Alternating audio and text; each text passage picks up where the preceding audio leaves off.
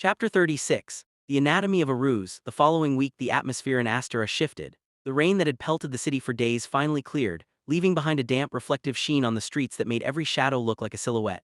Inside the Blackcrest Tower the air felt electric, the kind of static charge that preceded a lightning strike. Marcus had moved his residence closer to the office, essentially turning his penthouse into a high-security bunker. Cole had complained about the lack of decent takeout options in the safe zone, but he had complied with every security protocol without a single argument. He understood the stakes better than Marcus gave him credit for. Packing, Cole said, looking up from a book he was pretending to read.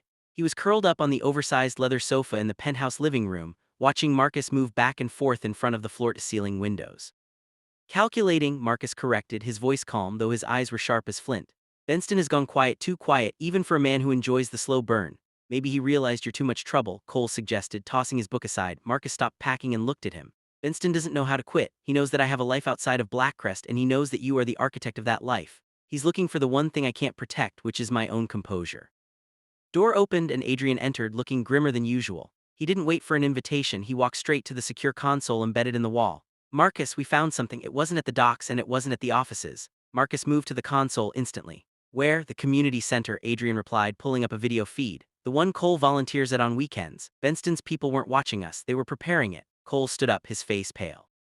They're using the center. There are kids there, Adrian, families. That's the point, Marcus said, his voice dropping into that terrifying, icy calm that signaled the death of his patients. He's trying to draw me out into a public space where I can't use my resources without risking innocent lives. He wants to see me choose between the city and you. I'm not even supposed to be there this weekend, Cole said, his voice steadying. I told them I was taking a personal leave. Marcus looked at Adrian. Change the schedule, we don't go there, and tell Watson to double the patrol around the center. If Benston wants to play a game of shadows, we'll shine a light on them until they burn. He's going to keep pushing, Cole whispered, walking over to stand beside Marcus. He reached out, taking Marcus's hand, his thumb tracing the knuckles. He thinks he can make you lose your cool, he thinks he can turn your protectiveness into a liability. Doesn't know that my protectiveness is my strength, Marcus replied. He looked down at Cole, his eyes softening despite the rage simmering just beneath the surface. You've made me more careful, yes, but you've also made me more efficient because now I have something worth winning for. Tension in the room was palpable, a heavy blanket that threatened to suffocate, but in the center of it they stood together. Watson appeared in the doorway, his usual look of jealous grumbling replaced by hardened, professional focus. Perimeter is set, Watson reported. But there's more. Benston sent a message. It's not a note, it's a gift. He gestured to the hallway. A courier stood there looking terrified, holding a small velvet-lined box. Marcus took the box, his movements deliberate. He opened it slowly. Inside was a small silver cufflinks, the exact pair Marcus had lost months ago. It was a clear, taunting message. I have been inside your world for a long time. I have been inside your home. Asterisk. Marcus closed the box with a soft click. He's trying to get under my skin. Cole asked, stepping forward to look at the cufflink. He tilted his head, a sarcastic smirk pulling at his lips. It's a bit gaudy, isn't it? And it doesn't even match your watch. Marcus looked at Cole and then slowly a real, genuine smile broke across his face, not the terrifying, cold smile of a mafia boss but the warm, affectionate smile of a man in love. You're right, it's incredibly tacky. Tension in the room broke. Even Adrian allowed himself a small, relieved exhale. Watson, Marcus said, turning to his manager, have the staff double-check the entire penthouse. Every vent, every corner, every piece of furniture. If Benston thinks he's been here, we'll make sure he never gets near the threshold again. Already on it, Watson said, already pulling out his radio. And I've got the cleaners coming in, not for the mess, for the visitors. As the team moved into action, the penthouse transformed from a home into a fortress. Marcus walked over to Cole, pulling him into an embrace that was protective, firm, and undeniably tender. We aren't going to break, Marcus murmured into Cole's hair. And we aren't going to lose. I know, Cole replied, clutching the back of Marcus's jacket. I'm not worried about breaking, I'm just worried about you not getting enough sleep. Marcus chuckled, pulling back to look at him. I'll sleep when this is over. For now, I think I have a war to win. Cole said, his eyes sparkling with that familiar, fearless mischief. Have a boss to keep in line. The threat of Benston was real and the danger was mounting, but in that moment the power dynamic in the room was entirely, blissfully theirs. They were not just a mafia boss and his partner, they were a team. And for the first time in his life, Marcus realized that as long as he had Cole by his side, he didn't just have a reason to fight, he had a reason to win. The trap was set, the lines were drawn, and for the first time Marcus Black was no longer waiting for the shadow to strike. He was stepping into the light to meet it. How would you like the next phase of this confrontation? The shift from defensive maneuvering to active counterintelligence, to develop between Marcus and the staff. Chapter 37. The architecture of silence. The decision to transition from defense to active counterintelligence didn't happen in a boardroom. It happened in the quiet, dust-moted stillness of the Blackcrest archives, where Marcus and Adrian spent hours poring over old schematics of the city. The staff, sensing the shift in the air, became an unlikely intelligence network. The interns, usually tasked with filing and coffee runs, were now the eyes and ears of the firm. They knew every delivery driver, every shift change in the neighborhood, and every unusual lingering vehicle. They didn't view it as dangerous, they viewed it as a secret mission to protect the person who had brought humanity back to their boss's office. The delivery guy for the bakery was 5 minutes early today, a young intern named Sarah reported, hovering near the doorway of the planning room. She didn't look scared, she looked like a spy in a thriller. And he didn't take the service entrance, he took the main elevator. Marcus didn't even look up from the blueprints. Did he leave anything? Just the usual pastries, she said, tapping her chin. But he looked at the security camera for exactly 3 seconds before he walked away. He wasn't checking his hair, Mr. Black, he was checking the blind spot. Thank you, Sarah, Marcus said, his voice steady. Alert Watson, have the security team monitor the delivery logs for the last month. Anyone who deviates from their routine is to be flagged and escorted out of the building permanently. As Sarah hurried off, eager to be a part of the operation, Adrian leaned against the doorframe, crossing his arms. They're growing bolder, Marcus. Using common delivery routes is a classic move, but it's sloppy. They're getting impatient, which means Benston is losing his grip, Marcus said. He stood up, stretching his tired muscles. He wants to create a state of constant anxiety. If he can make us doubt every interaction, he wins without firing a single shot. Cole. Adrian asked, his voice dropping. Marcus's expression softened, the hard lines around his eyes easing just a fraction. Cole is managing. He's frustrated by the restrictions, but he's remarkably perceptive. He hasn't asked to leave the building once, but he's been organizing the internal office files to help Watson. He's finding his own way to contribute. Later that evening, Marcus found Cole in the staff break room, surrounded by a mountain of paperwork and an even larger mountain of half-eaten snacks. He was laughing at something one of the junior accountants had said. It was a scene of such mundane, domestic peace that it felt out of place in the heart of a Mafia headquarters. Cole looked up and grinned, his eyes crinkling at the corners. You're late. I've already finished the inventory, helped the accounting team find a missing decimal point, and told Watson he needs a vacation because his eyebrow twitch is becoming a permanent facial feature. Marcus walked over, his presence silencing the room, though the staff remained comfortable in his company, a sign of how much the office culture had evolved. He reached out, brushing a stray lock of hair from Cole's forehead. You aren't supposed to be working, Cole, you're supposed to be resting. Helping is resting, Cole countered, leaning into the touch. Besides, if I'm busy, I'm not worrying, and if I'm not worrying, you're not worrying. Marcus sighed, a sound of genuine, quiet contentment. He sat down next to him, ignoring the pile of papers, and pulled Cole toward him. The room seemed to shrink around them, the rest of the world falling away until it was just the two of them, a calm eye in the center of a gathering storm. Benston thinks he knows my weakness, Marcus murmured, low enough that only Cole could hear. He thinks by watching you he can map me. He doesn't understand that you aren't the thing that makes me weak, you're the thing that makes me precise. Cole looked at him, his expression serious and deeply affectionate. Then let's be precise together, we don't have to wait for him to make the next move. We can start moving the pieces ourselves. Marcus nodded slowly. The plan was already forming in his mind, a strategy that would turn Benston's own surveillance against him. It was a dangerous game, one that would require absolute trust, but looking at the person who had completely dismantled his defenses, Marcus knew there was no other way. They were no longer just reacting to the shadow, they were beginning to hunt it. Chapter 38. The echo of an ambush. The trap began with a whisper, not a roar. Marcus had instructed his team to feed false information into the digital ether, a series of fake logistical routes, inflated financial reports, and a fabricated itinerary for his own movements over the coming weekend. They made the data look just sloppy enough to be believable, a perfect lure for someone as pathologically observant as Benston. The office had taken on a new rhythm. The usual frantic pace of business was now punctuated by moments of calculated silence. Everyone from the accountants to the receptionists played their part in the theater of normalcy. Cole, however, had become the most dangerous piece on the board. He moved through the building with a grace that masked his growing anxiety, his jokes sharpened to a fine, sarcastic point to distract from the reality of the threat. He had insisted on taking over the correspondence from the external vendors, acting as a filter for any communication that entered the Blackcrest domain. Doing too much, Marcus said one evening, finding Cole in his private office hunched over a tablet with a scowl that could have curdled milk. Keeping the pests out, Cole retorted, not looking up. You wouldn't believe what some of these delivery services try to send in. I had to reject a basket of flowers today. It looked nice, but the card smelled like industrial-grade cleaning solvent. Very suspicious. Marcus walked over, his eyes scanning the screen. You have a knack for this. I have a knack for knowing when people are being fake, Cole corrected, closing the tablet and looking up at him. And Benston is the fakest of them all. He's predictable, Marcus. He wants to hurt you, but he's so afraid of your retaliation that he's overthinking every single move.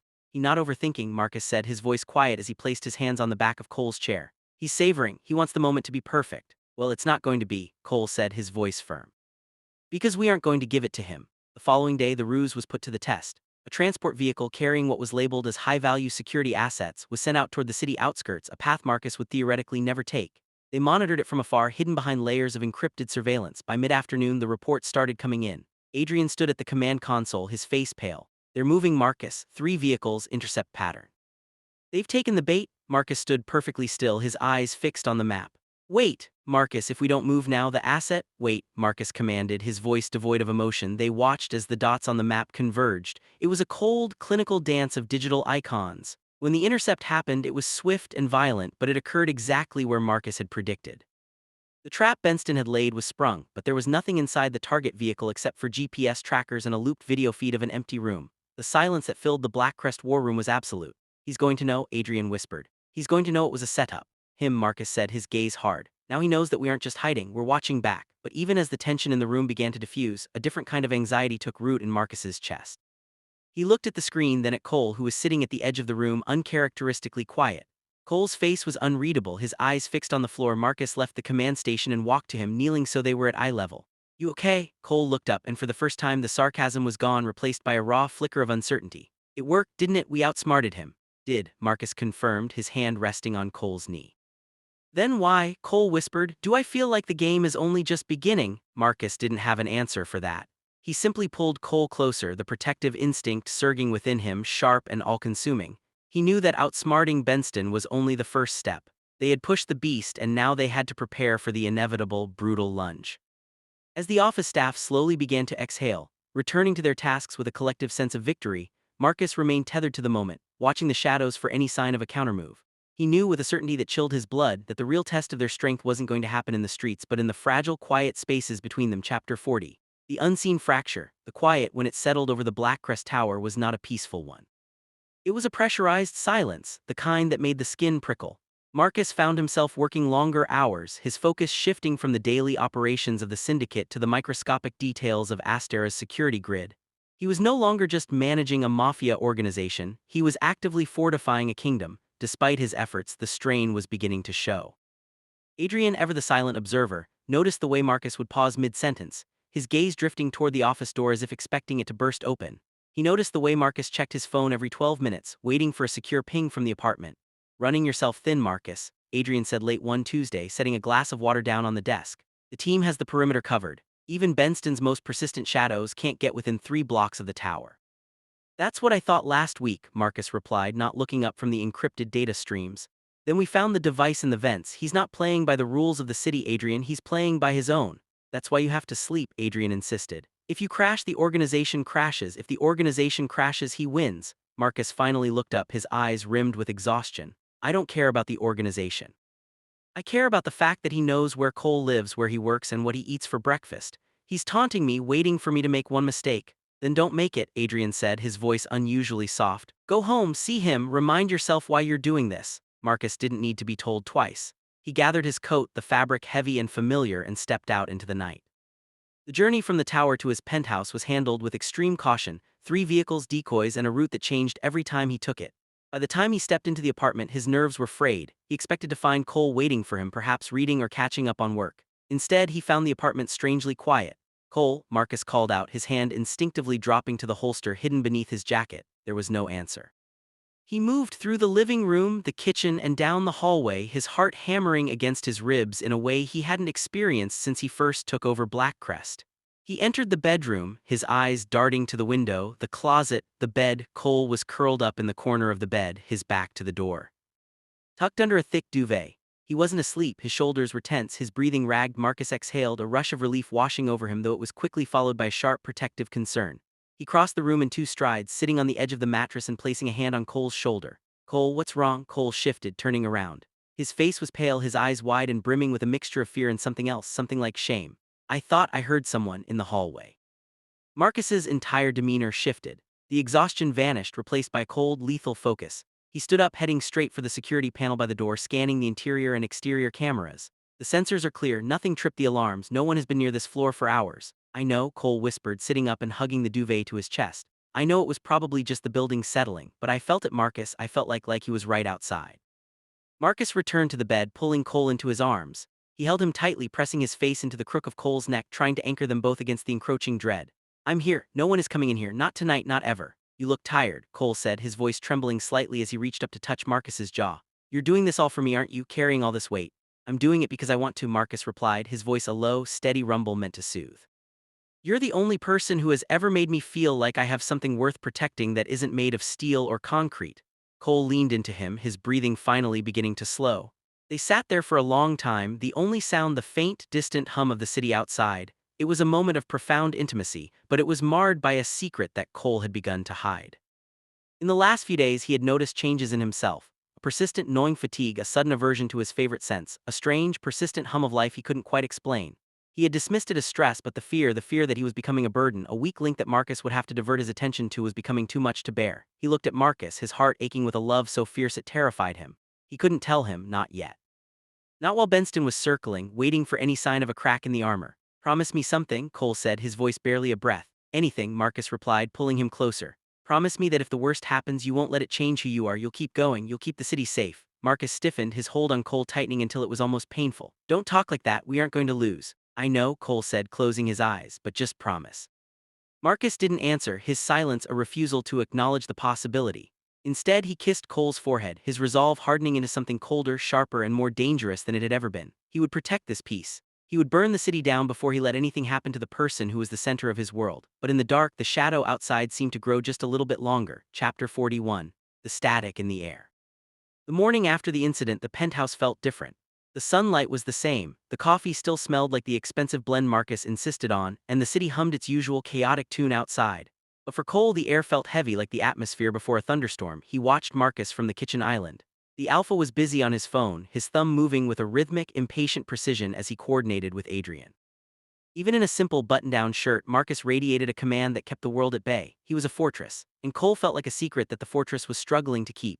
"You haven't touched your breakfast," Marcus said, not looking up from the screen. His voice was casual, but his observation was sharp. "Hungry," Cole said, pushing the plate away. The mere sight of the eggs made his stomach churn, a new, unwelcome development. He forced a smile, one that didn't quite reach his eyes. "Must be the stress, or maybe your security detail is just really boring to look at." Marcus finally looked up. He walked over, his movements fluid and unhurried. He placed a hand on Cole's forehead, checking for a fever with a natural, possessive intimacy. "You're pale, I told you to get some rest." "I am resting," Cole lied, leaning into the touch. It was addictive, the way Marcus cared for him. It made him feel safe, but it also made the guilt sharper. "I'm just thinking about the community center. I miss being useful." "You are useful by staying alive," Marcus said, his voice dropping to that serious, immovable tone. "I meant what I said about staying home until we identify the leak in the supply chain. I'm not taking risks with your safety, Cole, not now." "I know," Cole whispered. Marcus stayed with him for another hour, delaying his departure to the office. They spent the time in the living room, a quiet domestic tableau. Marcus read reports and Cole attempted to read a book, though he couldn't focus on a single sentence. He was too busy watching the way Marcus's jaw would tighten every time a new message pinged on his secure device. The weight of what he was keeping from Marcus felt like a physical anchor. Every time Marcus looked at him with such unfiltered protective love, Cole wanted to confess, to cry, to hide, anything to escape the crushing pressure of the secret. "If I tell him, he'll wrap me in cotton wool. He'll stop focusing on Benston. He'll lose the war because he's busy worrying about me." When the time finally came for Marcus to leave, the ritual of departure was agonizingly slow.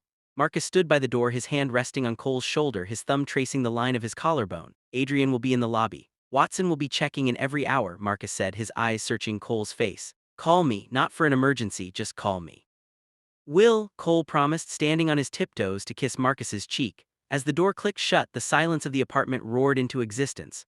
Cole sat on the floor, the walls feeling like they were closing in. He reached into his pocket and pulled out his phone, his fingers hovering over the screen. He could call him back. He could tell him. He didn't. Instead, he walked to the bathroom and splashed cold water on his face. When he looked in the mirror, he saw a stranger, someone who looked terrified and exhausted. Down in the city, beneath the veneer of daily life, Benston was moving. In a dimly lit warehouse on the edge of the industrial sector, Benston stood before a wall of photographs. He didn't look at the images of the docks or the weapons shipments or the personnel files. He looked only at the pictures of Cole Watson. "He's hiding something," Benston remarked to the shadows. His voice was thin, reedy, and lacked the booming authority of Marcus, but it carried a sharpness that cut through the darkness. "He's quieter, he's staying home. The Alpha is doubling his guard, not just because of the threats, but because he's protecting something new." A man in a dark coat stepped out of the periphery. "We've seen the delivery patterns, sir. More medical-grade supplies being routed to the penthouse. Vitamins, high-density nutrition. The kind of things one requests when they are compromised." Benston's eyes narrowed, a slow, predatory grin spreading across his face. A pregnancy, the great Marcus Black, brought low by a biological variable. He turned back to the wall, his finger tracing the line of Cole's jaw in a photograph. "He thinks he's built a fortress. He doesn't realize he's just built a cradle for his own destruction. If we strike now, we don't just take the city. We take the air, and we watch the empire crumble from the inside out." Air in the warehouse felt cold, the promise of violence hanging over the plans like a shroud. Benston wasn't interested in a gunfight anymore, he was interested in a tragedy, and for the first time he felt the thrill of an imminent victory. He didn't need to break Marcus Black's mind, he just needed to break his heart. Chapter 42. The Unspoken Burden. The following 3 days were an exercise in agony for Cole. The fatigue was no longer a dull ache, it was a heavy, persistent weight that made even standing up for long periods feel like a chore. He spent most of his time in the penthouse library, surrounded by books he couldn't concentrate on, his hand constantly straying to his stomach. Every time Marcus came home, he brought a cloud of tension with him. He was relentless, his mind clearly operating on 3 different levels of tactical warfare. He would sit with Cole, his arm draped possessively over his shoulders, but his eyes would be vacant, scanning the room for threats that weren't there. Drifting again, Cole said, his voice soft as he rested his head against Marcus's arm. Marcus blinked, pulling his focus back to the present. He looked down at Cole, his expression softening instantly. "I'm sorry, reports from the Northern District, it's complicated. It's always complicated," Cole murmured. "You know, you could just quit, sell it all, we could move to the coast. No Mafia, no warehouses, no Benston." Marcus let out a quiet, mirthless chuckle. He leaned down and kissed the top of Cole's head, his touch lingering. "And what would I do with myself? I don't know how to be a person who doesn't protect the people he cares about. Besides, I think you get bored of me within a week." "I would," Cole agreed, a small, sad smile playing on his lips. "You're a very boring man, Marcus Black." "I am," Marcus agreed easily, pulling him closer. "But I'm your boring man." The words should have been comforting, but they only served to tighten the knot of guilt in Cole's chest. He felt the life inside him, a tiny, fragile secret, and he felt the weight of the man holding him, a man currently standing at the epicenter of a hurricane. If he told Marcus now, he knew exactly what would happen. Marcus would lock him in a vault, double the guards, and potentially forfeit the entire Blackcrest operation just to ensure he was out of harm's way. Cole couldn't be the reason Marcus lost his legacy. He couldn't be the reason the people who looked up to Marcus lost their protection. While Cole was drowning in his own silence, Watson was becoming increasingly suspicious. He didn't know about the pregnancy, but he knew the signs of distress. He had watched Cole stop eating the meals he loved, noticed the way he flinched at loud noises, and observed the lingering, haunted look he gave Marcus when the Alpha wasn't looking. Watson cornered Marcus in the hallway the next morning just as the Alpha was about to leave for a meeting. "He's hiding something, Marcus," Watson said, his tone blunt. No pleasantries, no comedy, just pure unadulterated concern. Marcus paused, his hand on the elevator butt. "He's stressed, Watson, we all are." "This isn't just stress," Watson insisted, stepping into Marcus's space. "He's withdrawing, he's avoiding eye contact. You're his world and he's acting like he's afraid you'll look at him and see a stranger." Marcus's expression darkened. The suspicion was like a cold drip of water down his spine. "What are you saying?" "Saying check on him," Watson said, his voice dropping to a low, urgent warning. "Not as your partner, but as a man who notices when his person is falling apart. If he's in trouble, he's not going to tell you because he's terrified of what you'll do to save him." Marcus didn't answer. He turned and stepped into the elevator, his face a mask of stone, but the seed of doubt had been planted. He spent the entire meeting in a haze, the words of his subordinates washing over him like white noise. He wasn't thinking about shipping routes or Benston's last move. He was thinking about the way Cole had looked at him last night, with love, yes, but also with a profound, terrifying sadness. He returned to the penthouse 3 hours earlier than expected. The apartment was dark. He walked through the rooms, his movements silent, his senses heightened. He found Cole in the master bedroom, not in bed but sitting on the floor by the window watching the city lights. Cole didn't turn when the door opened. He just sat there, his silhouette small against the vast, glittering expanse of Asterra. Marcus stood in the doorway for a long moment, the air thick with everything they weren't saying. He realized with a sudden, gut-wrenching clarity that Watson was right. He had been so busy building a wall to keep the danger out that he hadn't noticed he was walling himself off from the one person he was trying to protect.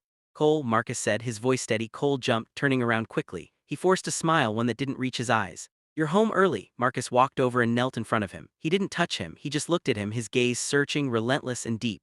"Tell me what's happening. Not what you think I want to hear and not what you think will keep me calm. Tell me why you look like you're waiting for the world to end." Cole's breath hitched, his hand started to tremble and he gripped the hem of his sweater to hide it. "I'm just tired, Marcus, everything is just too much." "Then let me carry it," Marcus said, his voice dropping to a whisper. He reached out, taking Cole's hands in his. "I have built an empire out of carrying burdens, Cole. I am the strongest man in this city. Do not think for one second that you are a weight I cannot bear." Cole looked at him, the tears finally welling in his eyes. He opened his mouth to speak, the secret hovering on the tip of his tongue ready to spill out, but before he could utter a word the sound of an explosion rocked the building. The windows rattled, the floor beneath them vibrated and the lights flickered and died. Marcus was on his feet in an instant, his protective instinct overriding everything else. He grabbed Cole, pulling him behind the reinforced structure of the walk-in closet, his face a mask of controlled, lethal fury. "Stay here," Marcus commanded, his voice shaking the very air in the room. "Do not move no matter what you hear. Do you understand me?" Cole nodded, his heart hammering against his ribs, the secret still locked inside him even as the world around them began to tear itself apart. Benston had arrived, and the game, as Cole had feared, was no longer a game at all. Chapter 43. The siege of the inner sanctum. The explosion wasn't a tactical strike, it was a declaration. A secondary blast shook the hallway outside, the sound of tearing metal and shattered glass echoing through the penthouse. The emergency lights flickered on, bathing the room in a sickly pulsating crimson. Marcus didn't hesitate. He pulled a sidearm from the hidden compartment in the wall, his movements precise, almost mechanical. He looked back at Cole, who was huddled in the dark of the closet, his face pale, his hands pressed tightly over his stomach as if to shield the secret growing within. They breached the lobby, Marcus said, his voice terrifyingly calm. I have men on every floor, but they've bypassed the perimeter. Stay in the safe room. Do not open that door unless you hear my voice, my specific cadence. If you don't hear it, keep it locked. Marcus, don't, Cole pleaded, his voice breaking. He lunged forward, grabbing Marcus's sleeve. They're waiting for you to come out. They want to draw you into the hallway. Marcus looked at him, and for a fleeting second the cold, ruthless Mafia head vanished. He cupped Cole's face, his thumb brushing over his cheek. I don't have a choice. If I stay in here, they'll burn the building down around us. I have to draw them away from you. He pressed a firm, lingering kiss to Cole's forehead, a silent promise, before he turned and vanished into the darkness of the corridor. Cole locked the door, his hands shaking so violently he almost dropped the key. He sank to the floor, the sounds of the struggle filtering through the walls. The sharp pop asterisk of silenced gunfire, the shouts of men, the heavy thud of bodies hitting the floor. It was a symphony of violence that made his stomach cramp with a sickening primal fear. Outside, the penthouse was a battlefield. Adrian appeared from the smoke, his shirt torn, his face smeared with blood. There in the stairwell, Marcus. They're using some kind of frequency jammer, our comms are down. Focus on the extraction route, Marcus ordered, firing 2 shots into the shadows of the foyer. He was moving with a lethal grace, every shot calculated to neutralize, not kill. He needed answers, and he needed them now. Where is Benston? He's not here, Adrian shouted back, ducking as a bullet whistled past his ear. He's watching from the perimeter. This is a diversion. Marcus felt a cold rage settle into his marrow. A diversion. They weren't trying to assassinate him. They were trying to exhaust his resources, to peel his security away layer by layer until he was standing alone. And if they were here, they knew he was inside. They knew he was vulnerable. He turned back toward the bedroom, his eyes searching the chaos. He had to get Cole out. The penthouse was becoming a tomb. Suddenly the floor beneath them erupted. A gas canister rolled into the center of the hallway, spewing a thick, acrid haze. Marcus held his breath, his eyes stinging, his vision blurring. He heard a rhythmic, slow clapping coming from the doorway. You really are a devoted protector, Marcus, a voice drawled. It was Benston. He wasn't in the hallway, he was speaking through the building's internal intercom system, his voice tinny and distorted. But you're fighting the wind. You think this is about the Blackcrest Empire. You think this is about a power struggle. Marcus lunged through the smoke, his boots skidding on the marble, but the hall was empty. This is about the weakness you try to hide, Benston continued, his laughter echoing through the speakers. We know about the little secret in the penthouse, Marcus. We know that the great untouchable Alpha has a burden he's trying to keep safe. And we're going to show the whole city just how fragile that burden is. Marcus froze. His pulse roared in his ears. The pregnancy, they knew he didn't think, he didn't plan. He turned and sprinted back toward the safe room, ignoring the bullets that pinged off the walls around him. He didn't care about the men in the hallway or the fire that was beginning to lick at the curtains or the empire he had spent 15 years building. He reached the bedroom door, but it had been blown off its hinges. The closet was standing open, the room was empty. A single, chilling note sat on the bed. Marcus grabbed it, his knuckles white. It was a digital photo printed on high-quality stock. Cole walking out of the building's side exit 2 days ago, flanked by 2 of Benston's men who had been posing as maintenance crew. They hadn't just breached the penthouse. They had been waiting for the signal all along. The note below the photo was simple. He is the weakness, Marcus. And now he is the price. Asterisk. Marcus stood in the center of the ruined room, the smoke rising around him like a funeral pyre. He didn't shout, he didn't break. He simply stared at the photo, his face hardening into a mask of pure, absolute devastation. Adrian, he said, his voice so quiet it was almost a whisper, yet it cut through the chaos of the building like a blade. Adrian appeared, gasping for air, his hand pressed to a wound on his side. Marcus, we lost him. Marcus turned. His eyes were no longer human. They were the eyes of a man who had finally lost everything, and who was now ready to burn the world to get it back. Every resource, Marcus commanded, his voice trembling with a terrifying, controlled intensity. Call every ally, every contact, every man we have in the city. If they have touched him, if they have hurt a single hair on his head, I want every building, every warehouse, and every asset Benston owns reduced to ash by sunrise. This is no longer a war. He looked out the window, his gaze locking onto the sprawling, dark silhouette of the city that had once been his domain. This is an execution. Chapter 44. The scorch of absolute resolve, the silence that followed Marcus's command was not an absence of sound but a vacuum. The office staff, those who had spent months secretly cheering for his happiness, stood frozen in the hallways of the Blackcrest Tower as the directive rippled through the organization. There was no hesitation, no debate, and no fear. For the first time in the history of Blackcrest, the syndicate stopped operating as a business and transformed into a singular weaponized entity. Marcus didn't leave the penthouse immediately. He paced the ruin of the room, his movements jagged, his hands balled into fists so tight his knuckles bled. The note, the image of Cole being led away, was burned into his retinas. Every time he blinked, he saw it. He saw the look of resignation he should have noticed days ago, Adrian said, stepping into the room. He was covered in soot, his tactical gear shredded, but his eyes were steady. The men are ready, every sector is reporting in. We have eyes on 3 of Benston's secondary locations and we've cut his power to the industrial district. We are effectively blinding him. Marcus turned, his face devoid of warmth, his eyes like polished obsidian. I don't want his locations, I want him. Every second he has coal, every second he thinks he has leverage is an eternity I am not willing to grant him. Believe they took him to the old textile mill on the eastern edge of the city, Adrian continued, his voice lowering. It's a blind spot, heavy fortification, but if we go in with the full force of the Blackcrest response team, we can breach it in minutes. Minutes are too long, Marcus snarled. He grabbed a heavy ballistic vest from the floor and began strapping it on, his movements efficient and brutal. Adrian, assemble the strike team. Tell Watson to handle the perimeter. If anyone, I mean anyone asterisk, tries to intervene, they are to be neutralized immediately. As Marcus moved through the hallway, he passed the office staff. They stepped aside, heads bowed, their usual smiles and shipping talk replaced by a grim, unified resolve. They knew what was at stake. They knew that the man they had come to respect, the man who had been softened by the very person currently held captive, was now gone. In his place was the apex predator they had heard stories about, but had never truly seen. Down in the parking garage, the scene was one of disciplined chaos. Black SUVs lined the ramp, engines idling with a low, menacing rumble. Watson stood by the lead vehicle, his face drawn. He looked older, the weight of the last few hours carving lines into his skin. He stepped into Marcus's path as the Alpha approached. He's a smart kid, Marcus, he'll be holding on, he's tough. Marcus didn't break stride. He looked at Watson and for a fleeting moment the mask slipped, revealing the raw, agonizing fear that was driving the rage. If they have hurt him, Watson, if they have touched that child, there won't be a stone left in Asterra. Watson nodded, a grim acknowledgement of the promise. Then go, bring him home. Convoy roared out of the garage, a black scar against the neon lights of the city. Marcus sat in the back of the lead vehicle, his eyes fixed on the tablet displaying the thermal feed of the textile mill.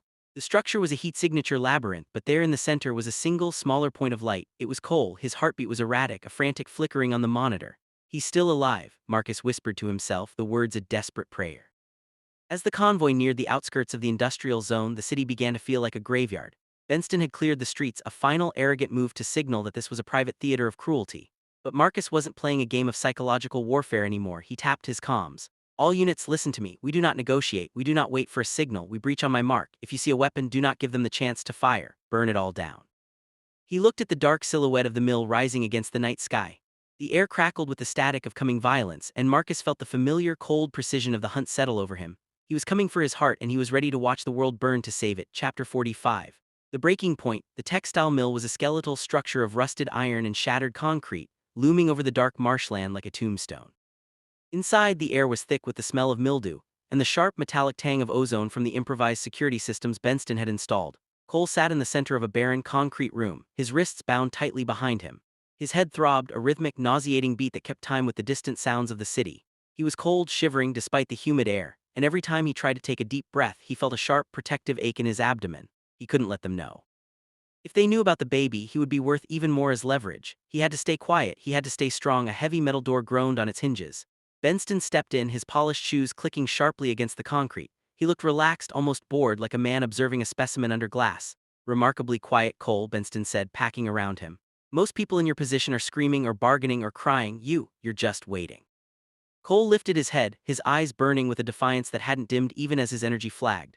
I'm waiting for him to get here, because when he does, you're going to realize that kidnapping the wrong person was the last mistake you'll ever make. Benston laughed, a thin, airy sound. He's coming, yes, that was the point of the performance, but he's not coming to rescue you. He's coming to watch you break. He's coming to watch me strip away everything he's worked so hard to hide.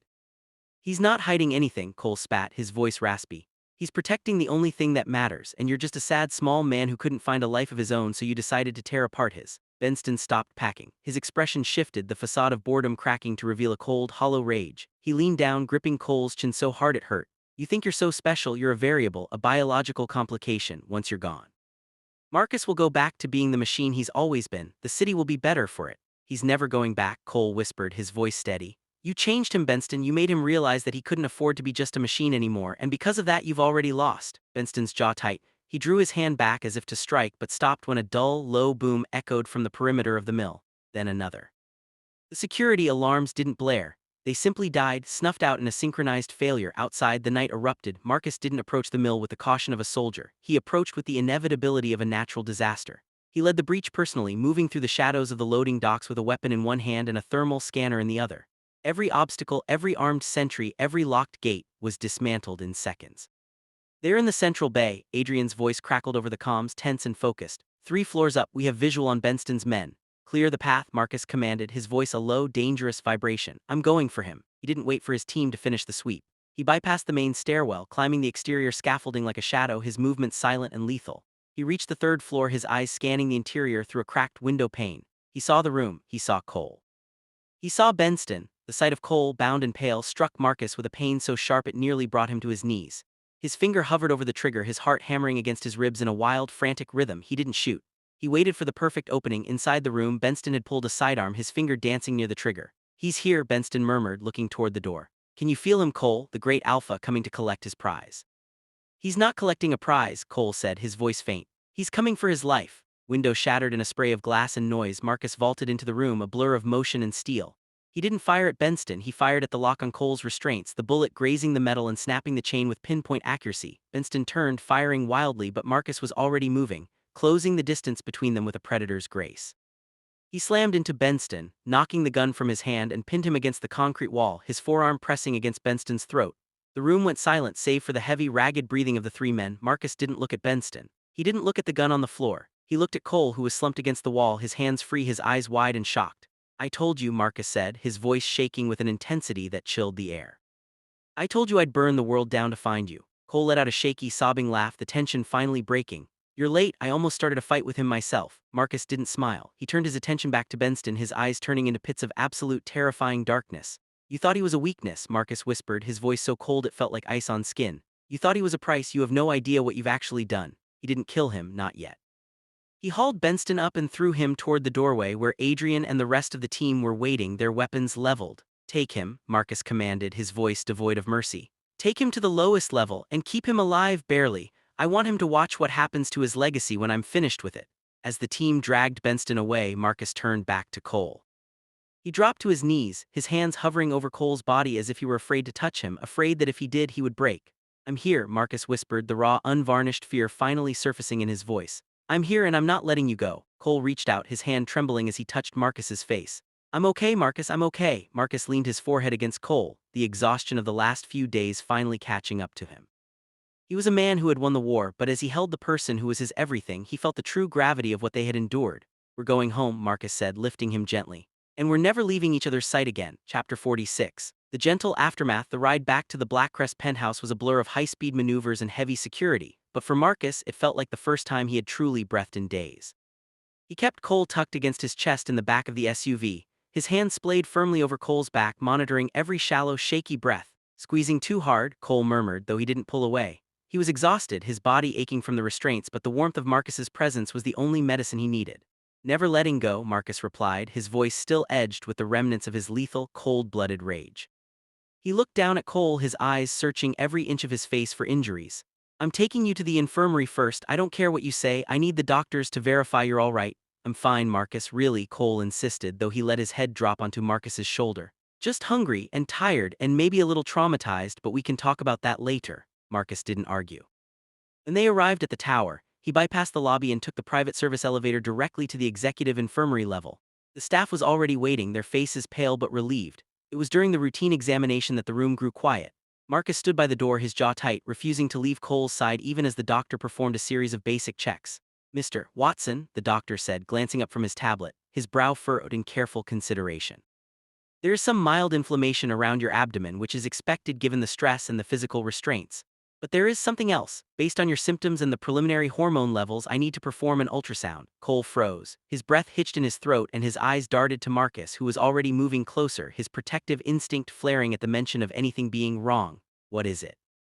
Marcus demanded, his voice dropping into that commanding, dangerous register. Is he hurt? No, sir, the doctor said, his voice steadying. But I believe we're looking at a pregnancy. You're approximately 6 weeks along, Cole. Silence in the room was absolute. Marcus went perfectly still. The air seemed to leave the room, replaced by sudden, overwhelming pressure. He looked from the doctor to Cole, his expression cycling through confusion, shock, and finally, a profound, dawning realization.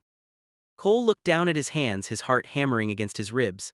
I didn't know how to tell you. Everything was falling apart, Marcus. Benston was everywhere. I thought if you knew, you'd just see me as a target. Marcus didn't move. For a long moment, the only sound was the high-pitched hum of the hospital monitors. Then he crossed the floor in 2 strides, kneeling by the bed. He didn't speak. He reached out, his hand hovering over Cole's abdomen, his eyes wide and brimming with a raw, shattered emotion that Cole had never seen before. "You were carrying this," Marcus whispered, his voice cracking. "All this time you were carrying this alone." "I couldn't put it on you," Cole said, a tear finally tracking down his cheek. "I couldn't be the reason you failed." Marcus shook his head, his hand finally settling gently, reverently over Cole's stomach. He looked up at Cole, his eyes dark with an intensity that burned. "You could never be a reason for failure, Cole. You are the only success I have ever had, and the fact that you suffered through this fear by yourself, it breaks my heart." He leaned forward, pressing his forehead against Cole's waist, his shoulders shaking with a silent, profound relief. It wasn't just the baby, it was the realization of how close he had come to losing everything. "Grace," Marcus murmured, the name coming to him unbidden, a soft, fragile anchor in the storm. "Grace," Cole repeated, a small, watery smile forming on his lips. "Grace," Marcus agreed, looking up at him. "Because that is what this is, a light when I was drowning in the dark." Watson, who had been standing in the doorway, let out a loud, sniffling sound and abruptly turned away, wiping his eyes with his sleeve. "I'm going to go order some food, a lot of food. You need to eat, kid, both of you." As Watson exited, the room felt smaller, more intimate. Marcus didn't leave his position by the bed. He kept his hand on Cole's stomach, his touch so light it was almost ethereal. The war was over, the threat of Benston had been neutralized. And the world outside continued its frantic spin. But here in the quiet safety of the infirmary, Marcus felt a different kind of life-taking root. He wasn't just a mafia boss protecting a city anymore. He was a man with a future, and as he looked at Cole, he knew that no matter what happened next, they would face it together as a family. "We're going to be okay," Marcus whispered. "Yeah," Cole agreed, leaning down to run his fingers through Marcus's hair. "We're going to be fine. Now stop crying, you grumpy alpha. You're making me want to cry, and I have enough hormones as it is." Marcus let out a soft, genuine laugh, a sound of pure, unadulterated peace. For the first time in his life, the boss of Blackcrest wasn't looking at the horizon for threats. He was looking at the person in front of him, and he knew he had everything he had ever needed. Chapter 47. The Architecture of a New Life. The transition from the chaos of the rescue to the quiet of recovery was slow, deliberate, and undeniably domestic. Marcus had turned the penthouse into a sanctuary, not just by locking the doors, but by changing the very texture of their lives. The constant flow of tactical reports and financial dossiers had been replaced by the soft hum of baby books, the scent of pregnancy-safe teas, and a newfound, almost overwhelming gentleness from the office staff. Even the interns, who used to treat the office like a staging ground for a thriller, now walked on eggshells, eager to offer assistance. When Marcus finally returned to the office, only for brief essential meetings, he was a different man. The sharp, cutting edge of his authority remained, but it was now tempered by a lingering softness that made even the toughest lieutenants hesitate. "Mr. Black," Adrian said, stepping into the office with a stack of papers. He paused, seeing Marcus staring at a color-coded chart on his desk. It wasn't an import manifest or a security perimeter map. It was a list of crib styles. "Adrian," Marcus acknowledged, not looking up. "The security for the perimeter, is it absolute?" "It is, sir. We've locked down the entire block. Nothing moves without being cleared through 3 layers of authentication," Adrian replied, his voice devoid of the usual professional detachment. He allowed himself a small, rare smile. "And if you're worried about the nursery, the floor has been reinforced with additional soundproofing and independent air filtration." Marcus finally looked up, a small, genuine smile tugging at his mouth. "Thank you, Adrian, for everything." "It's my pleasure," Adrian said, and for once he didn't mean it as a subordinate. "We all want this to be safe." That evening, Marcus returned to the penthouse to find the living room transformed. Watson was there, packing back and forth with a measuring tape, his face a mask of intense, grandfatherly focus. "Space is too small, Marcus," Watson exclaimed, waving the tape measure. "If we put the changing table here, we block the natural light. And the rocker, it needs to be ergonomic. I've read the journals. Back support is crucial for the father." Marcus walked over, gently taking the tape measure from Watson's hands. Watson breathed. "We have 3 months. The baby isn't even here yet." "That's exactly why we're behind schedule," Watson retorted, though his eyes were glistening. He looked at Marcus, his usual grumbling act replaced by a sudden, profound vulnerability.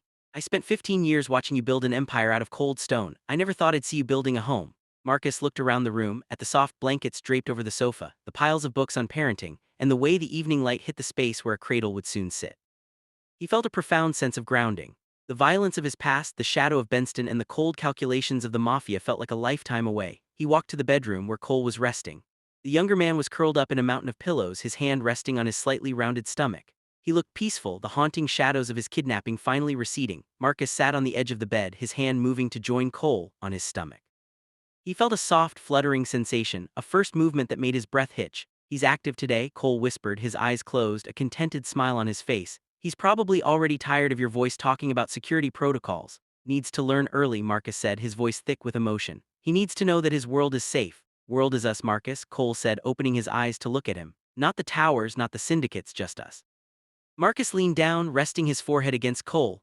They stayed like that for a long time, the only sound the quiet, rhythmic breathing of two people who had survived a war and found in the wreckage, the only thing that had ever truly mattered. The empire of Blackcrest still stood, protecting the city of Asterra, but the center of that world had shifted. It was no longer about power or control or survival. It was about the tiny, miraculous life growing between them and the simple, profound act of building a future together. As the sun set over the city, casting long, golden shadows across the room, Marcus Black felt for the first time in his life that he was exactly where he was supposed to be. The storm had passed, and in its wake they were finally truly home. Chapter 48. The Softening of Stone. The months that followed were characterized by a domestic intensity that surprised everyone in the Blackcrest organization. For the first time in his career, Marcus Black began delegating. He didn't just authorize Adrian to handle the minor territorial disputes, he actively encouraged the shift, creating a culture of autonomy that allowed him to spend more time in the sanctuary of his home. The office staff, once terrified of the Ice Alpha, now found themselves in the unique position of being advisors on everything from nursery colors to the nutritional value of prenatal vitamins. They took their roles with the kind of seriousness usually reserved for Black Ops missions. "Telling you, Mr. Black," the head receptionist said, handing him a specialized ergonomic pillow for Cole. "My sister swore by this brand. It's a game changer for sleep. And honestly, looking at how tired you both look, you need all the help you can get." Marcus took the pillow with a solemn nod as if it were a tactical document of the highest importance. "Thank you, Alina, put it on my account." When he arrived back at the penthouse, the transformation was even more evident. Watson had essentially moved in, his role shifting from manager to the self-appointed director of nursery logistics. He was currently in the living room, surrounded by an array of baby monitors, testing their signal strength against the reinforced steel walls of the building. "Signal is strong," Watson announced, looking up as Marcus entered. "But I've also installed a secondary hardwired alert system just in case of an electromagnetic pulse. You never know." Marcus couldn't help the chuckle that escaped him. "A bit extreme, don't you think, Watson?" "You're a mafia boss, Marcus," Watson said, adjusting his glasses. "The world is extreme, I'm just being thorough." Marcus walked into the bedroom where the air was quiet and cool. Cole was sitting by the window, the late afternoon sun casting a glow over him. He looked different, softer, more radiant, the shadows of the kidnapping finally replaced by the serene anticipation of motherhood. He stood behind the chair, his hands resting gently on Cole's shoulders. He could feel the small, rhythmic movements of the baby, a constant reminder of the life they were creating. "Watson is currently fortifying the baby monitor," Marcus said softly. Cole laughed, the sound warm and bright. "He's going to be the most overprotective grandfather in the history of Asterra. You realize that, right? He'll be teaching the kid how to file tax returns before they can walk." "He'll be loved," Marcus said, his voice dropping. "That's all that matters." Cole turned in the chair, taking Marcus's hand and pulling him down to sit on the floor at his feet. She leaned down, resting her forehead against his. "You know, before all this, before the kidnapping, before the baby, I used to think that your weakness was that you felt too much. I thought that was why you kept everyone at a distance." Marcus looked at her, his expression serious. "I kept them at a distance because I didn't think I had the right to be anything else." "You are," Cole whispered. "And you have been. You're not just the man who protects the city. You're the man who makes sure I have my favorite tea, the man who listens to Watson's nursery rants, and the man who is going to be an incredible father." Marcus pulled her closer, his hand resting on her stomach. In this moment, the memory of Benston. The violence of the textile mill and the weight of his criminal legacy felt like a story from someone else's life. He wasn't the man he used to be, he wasn't the man he thought he had to be, he was just Marcus, and he was home. Terrified, Marcus admitted, the honesty of the words catching him off guard. "I don't know the first thing about being a father, I only know how to be a boss." "That's okay," Cole said, smiling. "We'll learn together. Besides, you have me, you have Watson, and you have an entire office of people who are already plotting to spoil this kid rot." Marcus let out a quiet, genuine laugh, the tension in his shoulders finally dissolving. The future, once a vast and dangerous expanse, now felt like a path they were carving together. Step by step, day by day, they sat in the fading light, the quiet of the penthouse a sharp contrast to the bustling, dangerous city below. They were a found family forged in the fire of their experiences, and as Marcus held Cole, he knew that no matter what the world threw at them, they were finally irrevocably at peace. Chapter 49. The Threshold of Grace. The final weeks of the pregnancy were a blur of hushed excitement and heightened security. Marcus had transitioned from a man who planned for violence to a man who planned for life, his every action dictated by the impending arrival of the baby. The Blackcrest Tower had been scrubbed of its sharpest edges, the lobby held fresh flowers, and the office staff had become a collective, expectant aunt and uncle, frequently checking in with Watson to see if the big day had arrived. Cole, however, had reached the stage where the world felt like it was moving in slow motion. The weight of the pregnancy, combined with the lingering, quiet fear that occasionally whispered to her in the middle of the night, a ghost of the trauma she had endured, made these final days a delicate balance. She was ready yet hesitant to step across the threshold into motherhood. One quiet Tuesday evening, when the city of Asterra was bathed in a violet twilight, the first sharp, undeniable contraction signaled that their waiting was over. Marcus was at her side before she could even catch her breath. He didn't panic, he didn't call for an army. He moved with the calm, focused efficiency that had defined his leadership for years, but now it was directed solely toward her. "Watson," he said, his voice steady as he scooped her into his arms. "The car now." Drive to the private clinic, a facility Marcus had quietly purchased and retrofitted specifically for this moment, was a testament to his careful planning. There were no sirens, no chaos. Just a silent, swift transit through the city he had spent a lifetime protecting. In the birthing suite, the environment was carefully controlled. Soft lighting, the faint scent of lavender, and a team of the best specialists money could buy were standing by. But for Cole, the only presence that mattered was Marcus. He remained at her side, his hand never leaving hers, his eyes never straying from her face. "Doing perfectly," he whispered, his thumb tracing the back of her hand. "Just focus on me, breathe." The hours that followed were a grueling, beautiful marathon. Cole was exhausted, her body pushed to its absolute limit, but every time she felt the flicker of doubt or the sting of pain, Marcus was there anchoring her. He was the steady rhythm in the chaos, the quiet voice in the storm. He wasn't the boss of Blackcrest here, he was simply the man who loved her. "I can't," Cole gasped at one point, her forehead slick with sweat. "You can," Marcus said, his voice firm, filled with a conviction that reached deep into her soul. "You are the strongest person I have ever known. You survived the darkness, you can do this, I am right here, I am not going anywhere." And then, just as the first light of dawn began to bleed through the window blinds, the air in the room shifted. A sharp, piercing cry shattered the silence, a sound so pure and vibrant it seemed to stop time itself. The doctor moved quickly, and a moment later, a small, bundled shape was placed into Cole's arms. Marcus stood back for a second, overwhelmed. He looked at the baby, a tiny, fragile thing with a head of dark hair and fists clenched tight.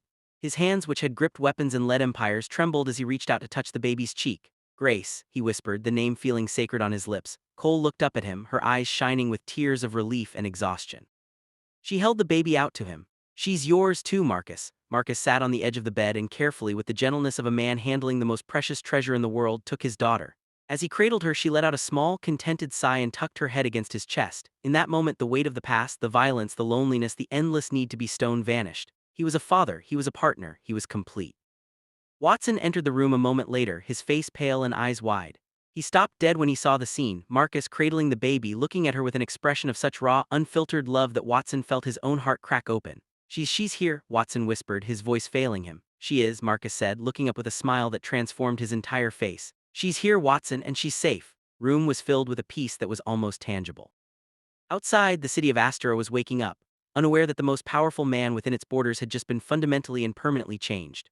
The Mafia boss had found his greatest strength, not in the weapons he held but in the tiny beating heart he now held in his arms. The struggle was over. The family had begun Chapter 50. The legacy of peace, the penthouse once a fortress of solitude and calculated defense, had transformed into a living, breathing home. It was filled with the soft sounds of a newborn, the gentle rocking of the cradle, the quiet murmur of lullabies sung in a voice that was usually reserved for boardrooms, and the occasional indignant cry that sent Watson scrambling into the room with enough supplies to survive a siege. 6 months had passed since Grace was born. The city of Asterra had adjusted to a new rhythm, one where the Blackcrest organization functioned with unprecedented efficiency, but with a philosophy that prioritized stability and community welfare over the ruthless expansion that had defined the previous decade. Marcus sat in the study, Grace resting peacefully in his arms. He was reading, but his focus was entirely on the rhythmic rise and fall of her small chest. The door opened and Cole stepped in, carrying 2 mugs of tea. She looked radiant, the exhaustion of the early months replaced by a grounded maternal strength that Marcus found endlessly captivating. She moved to his side, leaning down to press a kiss to his temple before tucking herself into the space beside him. "She's finally out then. That meeting with the trade union took more out of her than I thought." Marcus chuckled, a low, rumbling sound that seemed to soothe the baby even further. "She has a strong will. I suspect she's already demanding a seat at the table." "Gets that from you," Cole said, resting her head on his shoulder. "Though I'm hoping she'll inherit my sense of humor. The office staff is getting a little tired of your alpha stare whenever someone makes a joke in the hallway." "I am merely maintaining professionalism," Marcus said, though his eyes were crinkled at the corners. They sat in silence for a long moment, the kind of comfortable, heavy quiet that only comes after years of shared trials. They had come so far from that first tentative breakfast in the office. The danger of Benston, the trauma of the kidnapping, and the fear of the unknown had forged them into something unbreakable. "Do you ever think about it?" Cole asked quietly. "The beginning, how scared I was that you were just another shadow in this city." Marcus looked down at Grace, then at the woman who had dared to see past the stone. "I think about it every day. I think about how close I came to never knowing this. If you hadn't walked into that office, if you hadn't been the first person to call me grumpy, I would still be a king of an empty castle." "Well," Cole smiled, tracing the line of his jaw, "it's a good thing I'm stubborn. Most stubborn person I have ever known, Marcus agreed. A sudden, sharp knock at the door signaled Watson's arrival. He didn't wait for an answer, bustling in with a tablet in one hand and a stack of colorful building blocks in the other. He stopped, his expression shifting from business urgent to doting grandfather in a fraction of a second. "She's sleeping," Watson whispered loudly, tiptoeing toward them as if the baby were a fragile bomb. "I have the new security protocols for the park renovation finished, Marcus. But first, look what I found. Blocks, non-toxic, sustainably sourced. I think she's ready for her first engineering project." Marcus watched as Watson sat on the rug, already meticulously lining up the blocks. The sight was ridiculous, endearing, and exactly what he had wanted for his daughter. "Going to spoil her rotten, Watson," Marcus said, his voice laced with affection. "That is my constitutional right as a grandfather figure," Watson retorted, not looking up from his construction. "And honestly, you're just jealous because she's going to be a better architect than you are." Marcus looked back at Cole, who was laughing quietly against his shoulder. He looked at the room, the people who had become his true family, and the daughter who was his greatest accomplishment. The city of Asterra thrived outside their windows, a vibrant living entity that Blackcrest now protected with a steady, watchful hand. The violence was a memory, the threats were history, and the future was a vast, unwritten promise. He had started his life looking for power, only to realize that the only power worth having was the kind that protected the people he loved. He had found his weakness, only to realize it was his greatest strength. "We have everything," Marcus whispered. "We have everything," Cole agreed. And as the evening light softened, painting the room in hues of gold and amber, the boss of Blackcrest simply closed his eyes, held his daughter close, and allowed himself the luxury of being exactly who he was. A man who had found his peace, his family, and his heart.